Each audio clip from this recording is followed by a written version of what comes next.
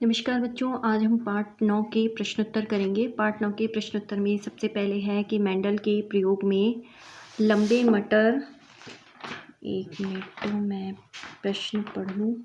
लंबे मटर के पौधे जिनके बैंगनी पुष्प थे का संकरण बौने पौधों जिनके सफ़ेद पुष्प थे से कराया गया। इनकी संतति के सभी पौधों में पुष्प बैंगनी रंग के थे, परंतु उनमें से लगभग आधे बौने थे। इससे कहा जा सकता है कि लंबे जनक पौधों की आनुवंशिक रचना निम्न थी। तो इसमें उत्तर आएगा TTWW।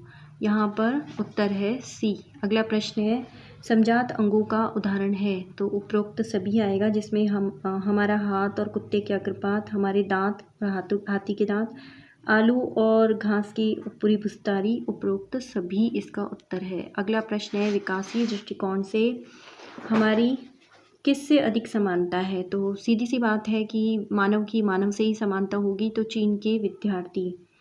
अगला प्रश्न है एक अध्ययन से पता चला कि हल्के रंग की आंखों वाले बच्चों के जनक की आंखें भी हल्के रंग की होती है। इसके आधार पर क्या हम कह सकते हैं कि आंखों के हल्के रंग का लक्षण प्रभावी है अथवा अप्रभावी? अपने उत्तर की व्याख्या कीजिए। तो हम यहाँ पर ये उत्तर इस तरह से लिखेंगे कि हम नहीं कह सकते हैं। इसका उत्तर आएगा नहीं। बच्चों के हल्के रंग की आंखों से ये नहीं कहा जा सकता कि ये लक्षण प्रभावी है या अप्रभावी। क्यों नहीं कहा जा सकता? क्योंकि यह लक्षण प्रभावी भी हो सकता है और अप्रभावी भी हो सकता है।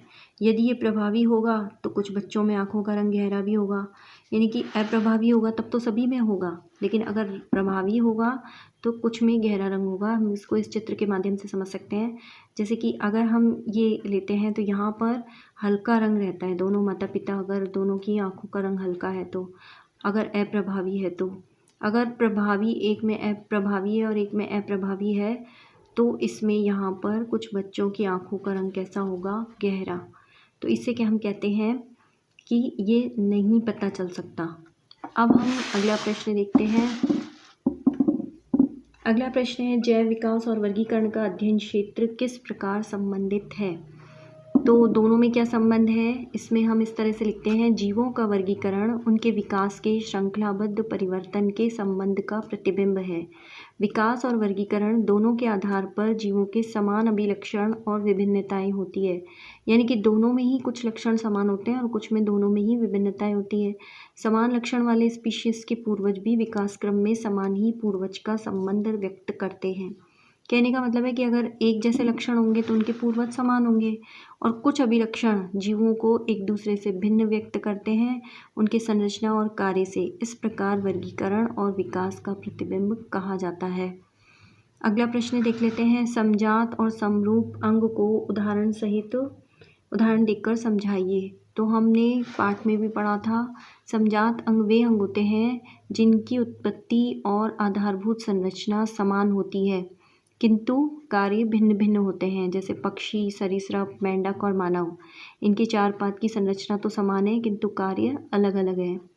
समरूप अंग वे अंग होते हैं जिनकी उत्पत्ति और संरचना में भिन्नता होती है किंतु कार्य समान होते हैं। जैसे पक्षी, चमगादड़ के पंख, कार्य तो इनके समान है, उड़ना है, किंतु इनकी संरचना और उत्पत्ति भिन्न भिन्न है। अगला प्रश्न हम देखते हैं कि कुत्ते की खाल का प्रभावी रंग ज्ञात करने के उद्देश्य से एक प्रोजेक्ट बनाइए। तो हम यहाँ पर इस तरह से करेंगे कि हम एक कुत्ता लेंगे काले रंग की खाल वाला और एक लेंगे सफ़ेद रंग की खाल वाला।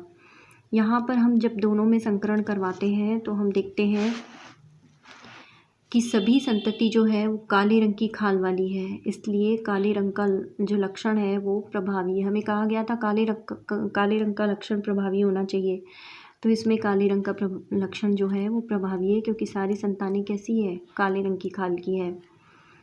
तो हम इस चित्र के माध्यम से प्रोजेक्ट बना सकते हैं। अगला प्रश्न हम देखते हैं। अगला प्रश्न है विकासीय संबंध स्थापित करने में जीवाश्म का क्या महत्व है, यानी कि जीवाश्म का क्या महत्व है, क्या उपयोगिता है? विकासीय संबंध स्थापित करने में वर्तमान स्पीशीज के अतिरिक्त उनकी पूर्व स्पीशीज जो मृत हो चुकी है, जीवाश्म रूप में है, उनके अध्ययन की भी आवश्यकता होती है। जीवाश्म की आयु ज्ञात कर उन अंगों की संरचना और समय का निर्धारण किया जा सकता है जिसके आधार पर अन्य जीवों के साथ विकासीय संबंध को समझा जा सकता है। यानी कि केवल वर्तमान जीव की संरचना से ही पता नहीं चलता, बल्कि जो उनकी पीढ़ी के पुराने जो जीव हैं उनमें किस प्रकार से अंगों का विकास होता हुआ होगा, उससे भी उसके अध्ययन की भी आवश्यकता होती है विकासीय संबंध को पढ़ने के लिए। अब हम अगला प्रश्न देखते हैं कि किन प्रमाणों के आधार पर हम कह सकते हैं कि जीवन की उत्पत्ति अजैविक पदार्थों से हुई है। तो हम इस तरह से कह सकते हैं कि जीव विज्ञानी थे स्टैनले एल मिलर और हेराल्ड सी उरे। उन्होंने 1953 में किए गए प्रयोगों के आधार पर ये कहा जा सकता है कि जीवन की उत्पत्ति अजैविक पदार्थों से हुई है। उन्होंने इनके लिए जो प्रयोग किया था उसमें उन्होंने क्या किया था, कृत्रिम रूप से ऐसे वातावरण का निर्माण किया जो प्राचीन वातावरण के समान था। पात्र में जल भी था और इसका तापमान 100 डिग्री सेल्सियस से कुछ कम ताप रखा गया। गैसों के इस मिश्रण में आकाशीय बिजली के समान चिंगारियां भी उत्पन्न की गई। 1 सप्ताह के बाद 15% कार्बनिक यौगिक में बदल गए थे। कार्बन जो था वो कार्बनिक यौगिक में बदल गया और प्रोटीन का निर्माण करने वाले अमीनो अम्ल का संश्लेषण भी इसमें हुआ।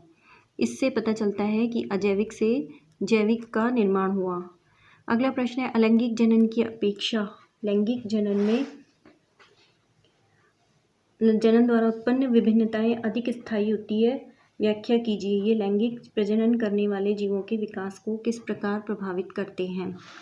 तो यहाँ पर हम लिखेंगे अलैंगिक जनन में एकल जीव ही जनन में भाग लेता है। यानी कि अलैंगिक जनन जब होता है केवल एक जीव इसमें भाग लेता है, जिससे संतति जीव में अधिक समानता पाई जाती है। जबकि लैंगिक जनन में 2 जनक भाग लेते हैं, नर और मादा, जिससे उसमें भिन्नताएं पाई जाती है। ये विभिन्नताएं उत्तरोत्तर वातावरण में अनुकूलन बनाए रखने के कारण बढ़ जाती है। कुछ स्थायी होती हैं और कुछ परिवर्तित हो जाती है। यानी कि एक तो 2 जनक भाग लेते हैं, दूसरा फिर भौगोलिक वातावरण के हिसाब से भी विभिन्नता बढ़ती जाती है। संतति में नर और मादा जनकों द्वारा आनुवंशिक योगदान में बराबर की भागीदारी किस प्रकार सुनिश्चित की जाती है। यानी कि 46 गुणसूत्र जो नर और मादा में होते हैं, तो संतति में भी 46 कैसे हो जाते हैं ये बताना है। तो इसको बताने के लिए लैंगिक जनन में दोनों जनक के डीएनए की समान मात्रा संतति में जाती है। गुणसूत्र के प्रत्येक जोड़े से एक गुणसूत्र ही युग्मक कोशिका में जाता है। युग्मक कोशिका के संलयन से युग्मनज का निर्माण होने पर गुणसूत्र की संख्या समान हो जाती है। कहने का मतलब है प्रत्येक जोड़े में से एक जोड़ा ही एक एक गुणसूत्र जाता है। यानी कि 23 जोड़ों में से एक गुणसूत्र चला जाता है, तो इसमें दोनों में बराबर हो जाते हैं। 46 होते हैं तो 46 में से 2 जोड़े हो गए 23 के, तो 23 तो जाएंगे नर युग्मक से, नर कोशिका से, और 23 जाएंगे मादा कोशिका से। तो 23 और 23 मिलके उसमें भी कितने हो जाएंगे, 46 हो जाएंगे। तो दोनों की भागीदारी समान होती है। केवल वे विभिन्नताएं जो किसी एकल जीव के लिए उपयोगी होती है समष्टि में अपना अस्तित्व बनाए रखती है। क्या आप इस कथन से सहमत हैं? नहीं, वे विभिन्नताएं जो एकल जीव के लिए अस्तित्व बनाए रखने के लिए उपयोगी होती हैं बनी रहती हैं, लेकिन वे विभिन्नता जो वर्तमान में जीव के अस्तित्व के लिए उपयोगी नहीं है वे भी अस्तित्व में बनी रहती हैं। क्यों? क्योंकि भौगोलिक परिस्थितियों में परिवर्तन के होने पर वे विभिन्नताएं जीव के लिए उपयोगी हो सकती हैं। यानी कि जो विभिन्नताएं आज उपयोगी नहीं है तो हो सकता है वो कल उपयोगी हों। आज उनकी ज़रूरत नहीं है लेकिन कल उनकी ज़रूरत हो सकती है भौगोलिक परिस्थितियों में परिवर्तन के कारण। इस प्रकार ये प्रश्न पूरे होते हैं।